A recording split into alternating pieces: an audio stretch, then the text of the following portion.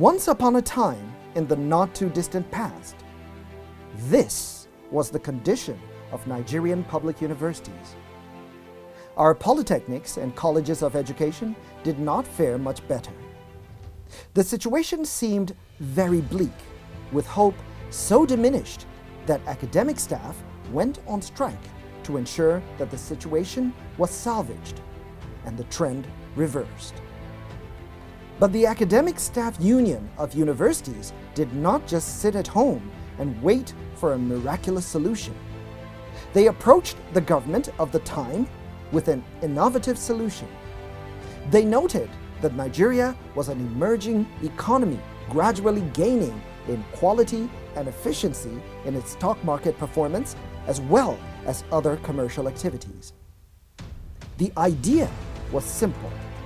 Let us look beyond the regular annual budget allocations to fund tertiary education and tap into our natural economic momentum by setting aside 2% of assessable profits from businesses operating in the country and channel this money unencumbered by the usual bureaucracy directly towards revamping tertiary education.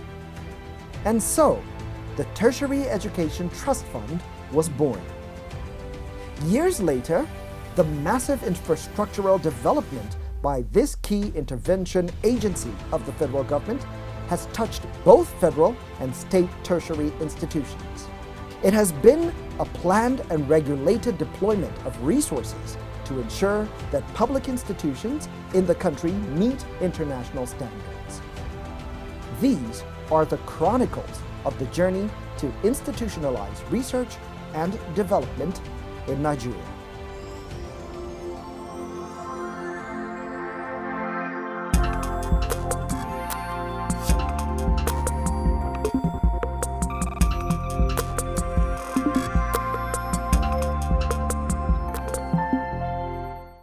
Hello, and welcome to this edition of TETFund, The Paradigm Shift. I am Stanley Bentu. Now, before we delve into our subject for today, let's catch up with what's been happening. Just last week, TETFund was host to the Governor of Anambra State, Professor Charles Chukwuma Soludo, when he paid a courtesy visit to the fund's office in Abuja.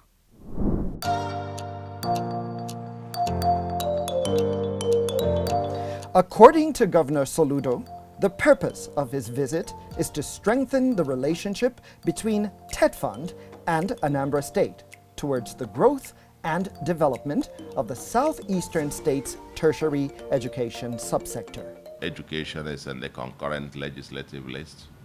It requires active collaboration and coordination and cooperation between the states and the federal government to be able to deliver the kind of education that Nigeria truly and desperately needs. Like I said, that partnership is one that we need to interagency, intergovernmental, between the federal and the states, as it were, to be able to do it. At the end of the day, we have one country, one economy. The manpower needs is just for the same one national economy. And the system is as strong as its weakest link. And therefore, I'm sure this TETFund emerges as a very critical intervention fund in our educational system. He also praised TETFund for the high-impact infrastructure interventions across the country. And they intervene not just within the ambit of the federal institutions, but also state-owned institutions, as it were. And therefore, part of, like I said, three-part objective. Courtesy, commend them, what they're doing, and trying to explore possibilities of strengthened partnership with TETFund in delivering much better, higher education in Nigeria and in Anambra State in particular. In his response, the Executive Secretary of TETFund, Architect Sonny Echono, disclosed that the fund had trained over 35,000 academic staff for master's degrees and PhDs even as he stressed the importance of repositioning Nigeria's tertiary education curricula to produce more graduates who will become employers of labor. We have also changed focus to research, to the soft component of our intervention, because we want to produce Nigerians that are employable. We want to deepen the relevance of our institutions to the community and to the national economy. So we are focusing on things like centers of excellence. We are designated because we know we are not going to have enough resources to spread to every institution. So we are trying to play to the strengths of our various institutions. In what area can you focus on and deliver results in the shortest possible time? So that is on the board. We are also trying to work on the employability of our graduates, creating linkages between industry and our academia. So we are revamping the concept of SciWest, so people don't just waste time for 3 months and 6 months, but actually have proper cross-fertilization, both of ideas and of practice, so that the children will have hands-on training in what they're expected to do when they leave school. And with focus on them using their heads and their hands, rather than seeking employment to fill positions that are no longer there. In Anambra, I'm sure you will have seen that in UNIZIC there's a whole lot of our presence. I see. But I admit that at the level of the state institutions, we need to do more.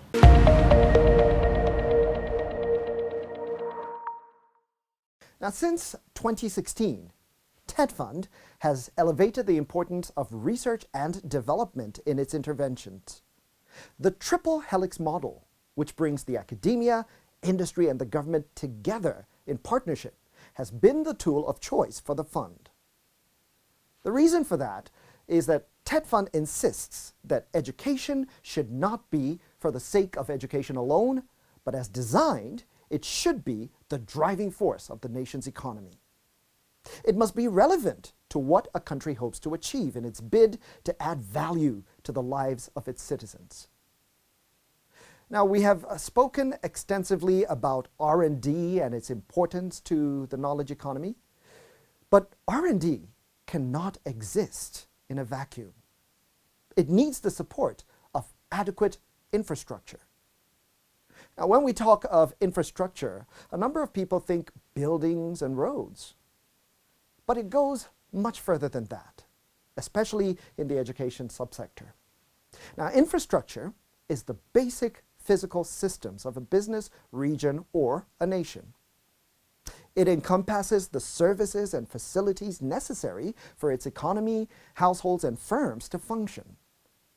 And it can range anywhere from buildings to roads, railways, bridges, tunnels, water supply, sewers, electrical grids, and telecommunications, plus services, including emergency services, healthcare, and equipment. TETFund has a department that deals with infrastructure development. Let's find out how it operates.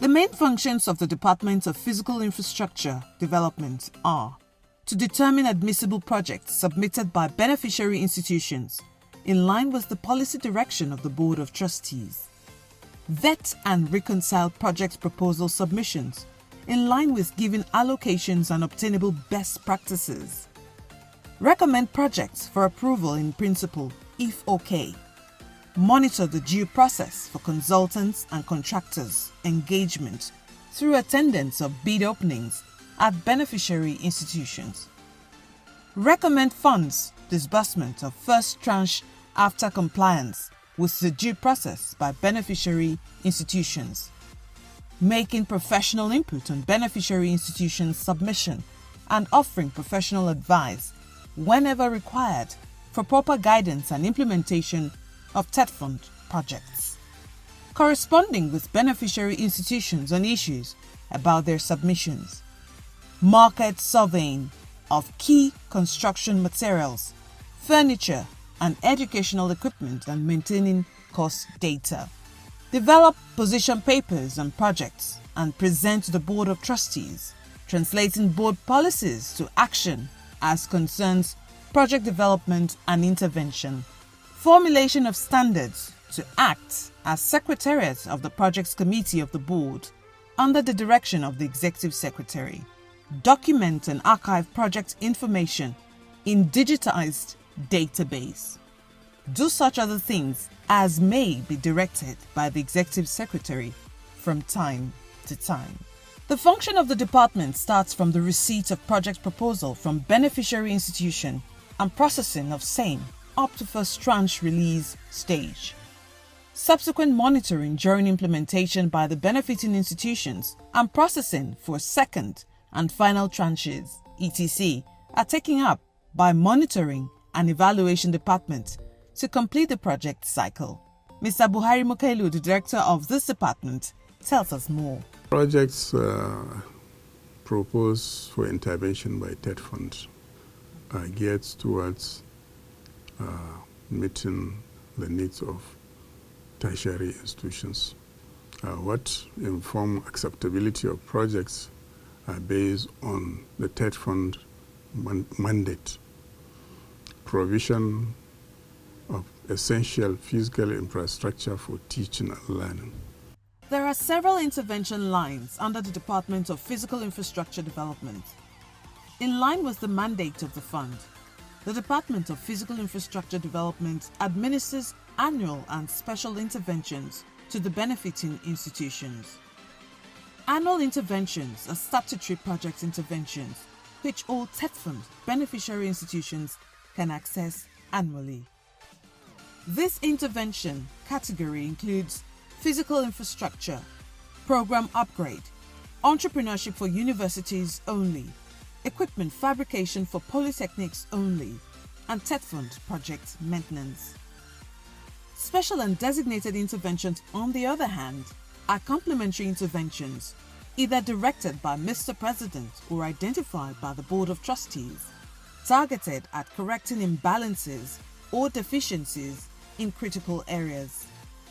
Such interventions are delivered to institutions in the 6 geopolitical zones to address identified peculiarities.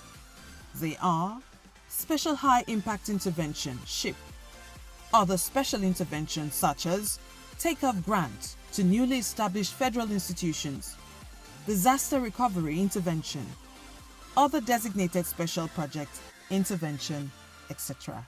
All projects proposed by beneficiary institutions have to be subjected to such tests first, that they are in conformity with the mandate of the TETFund and they are within the strategic plans of the institutions. However, not just any kind of project is within the mandate of TETFund. There are guidelines for assessing intervention under the Department of Physical Infrastructure Development, published in the General TETFund Guidelines for Accessing Intervention Funds. Projects that falls outside the mandate of TETFund are not acceptable and not admittable and would be rejected. For example, institutions that propose projects like construction of Vice Chancellor's Lodge, residential quarters for staff, project we believe are, even though maybe of critical need of the institutions, but the mandate of the TETFund takes precedence. And then we look at whether they are core mandates of the institutions. 10 years and 152,000 projects later, TETFund has reversed the fortunes of Nigerian institutions of higher learning to the point that one cannot visit any of them without hearing the words, "But for TETFund." Without TETFund, I think Nigerian universities will have continued to go down the drain. But intervention of TETFunds have really raised the bar, and many universities are looking up to TETFund for their survival and for their operational expenses.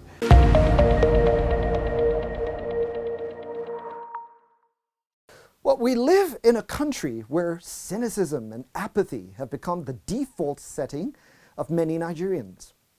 Now, these two emotions are often fed by some sections of the media who in the misguided attempt to enjoy clicks and hits, have heavily skewed the narrative of the country, often portraying it in a negative light and projecting its shortcomings to the detriment of its successes. According to an article which was published by The Will in 2013, it has become stereotypical for commentators to deride the nation's public universities and polytechnics and colleges of education, especially the infrastructural levels of these citadels of learning. Now, most of the time, these commentaries are not based on the facts on ground at the respective universities. In other words, the ingrained criticisms are based on the perceptions of the individual analysts who premise their conclusions on hearsay. To say that the Nigerian university system does not have infrastructural deficits will be to play the ostrich. But for anyone to deliberately ignore the massive improvements in the nation's universities and other tertiary institutions, especially in the area of physical infrastructure, would be, to say the least, uncharitable. Now let's take a closer look at a few infrastructure projects executed courtesy TETFund, some of which are even historic and record-breaking. A national library is a library established by a government as a country's preeminent repository of information. Unlike public libraries, these rarely allow citizens to borrow books. Often they include numerous rare, valuable, or significant works. The National Library of Nigeria came into operation in the mid-1960s with the enactment of the National Library Act of 1964, which was later replaced by Act No. 29 of 1970. The construction of the library began in 1962, and it was finally opened for public use on the 6th of November 1964. The headquarters was moved from Lagos to Abuja in 1995. Today, it is a vital organ that acts as the intellectual memory of the nation. The library provides the intellectual ammunition to aid government officers in policy implementation. However, the National Library of Nigeria has challenges that inhibit it from fulfilling its stated objectives, including dilapidated facilities and resources, which are as a result of inadequate funding. But help is on the way. The federal government has approved the takeover of the financing of the National Library project by TETFund. In the year 2021, the TETFund management proposed in their intervention budget, which was presented to the board, and the board considered and recommended to the president through the Minister of Education. New technologies have also been worked into the plans for the upgrade of the library when completed. In between, I'm sure the consultant on the project had worked out the modalities of the implementation of the completion of the library by incorporating any new technology that would make this library become standard. The Kwara State University Library is a multi-billion naira ultra-modern library complex, reputed as the largest in West Africa. Located at the Kwaso campus in Ilorin, it was completed via TETFund intervention in 2019 and named after President Muhammadu Buhari. The university initiated the project and proposed and utilized the allocation for their library. And we're happy to say that the fund approved, monitor the implementation of that project, and it has been a success. And it's one of the flagship of TETFund intervention in Nigeria. TETFund was recently presented with 10 published books, courtesy of its Book Development Fund initiative. The idea is for these and upcoming books to be produced at the academic publishing centers, with the Executive Secretary promising 40 more books to come this year and another 50 every year after that. What is the state of completion of these academic publishing centers, and can they cope with the volume of work? So far, 5 have been completed. The sixth one, which is that of the Federal University of Abuja, is almost ready. So handing over is about to be done in the next 1-2 weeks, leaving behind only University of Nnamdi Azikiwe University, Oka. That of University of Calabar has been completed, even though during the NSAS riots, some of the facilities were vandalized, but the fund had provided funding for the rehabilitation and restoration of the vandalized. So we believe that those completed academic publishing centers, complete with the printing equipment, are in a good position to handle any amount of books, manuscript available for publications. And don't forget that there are, before the academic publishing center, there had been other university press that have been in existence and doing very well, like the University of Ibadan, ABU Press and the like. During TETFund's 10th anniversary celebration, it was announced that the TETFund has executed 152,838 projects in public universities and other beneficiary institutions in the last 10 years. The Director of Infrastructure runs through some of them. From 2020 to and the year 2021, we had an intervention on medical research equipment. We had allocations given to Usman Danfodio University, Bayero University, Kano, University of Maiduguri, Bakar Tafawa Balewa University, University of Jos, University of Abuja, University of Ibadan, University of Lagos, University of Benin, Cancer Center for University of Port Harcourt, University of Nigeria Nsukka, and King David Umahi, King David University in Oyo State. Also, we have under the urology and nephrology intervention.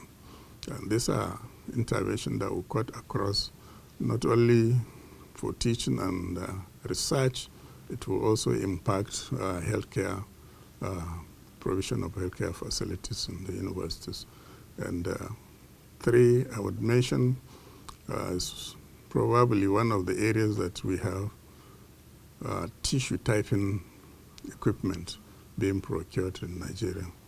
Probably that would be the first or the second, and if I'm not mistaken, we have tissue typing. Otherwise, when there is such needs, samples are taken to Egypt and the like before they are used. And hopefully when those interventions are completed, we'll be having some of our universities doing kidney transplant in our teaching hospitals. TETFund's record for successful project completion is impeccable. This is due in part to its vibrant infrastructure development department and its other effective tool, the monitoring and evaluation department, which the next episode on the paradigm shift will closely examine. It is for this reason that the fund is trusted.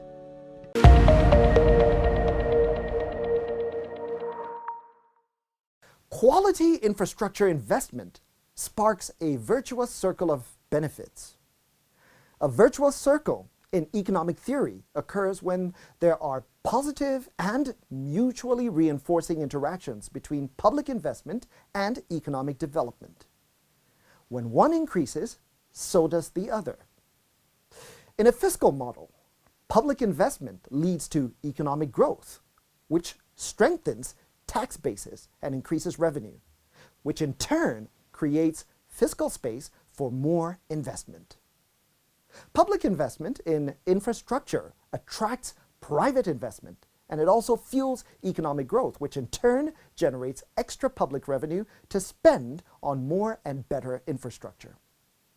So, when leading by example, TETFund is setting the stage by creating a culture of infrastructure development in our academia and beyond. And that is the paradigm shift. Join us again on the next edition of the program. Until then, thank you for stopping by. Good night.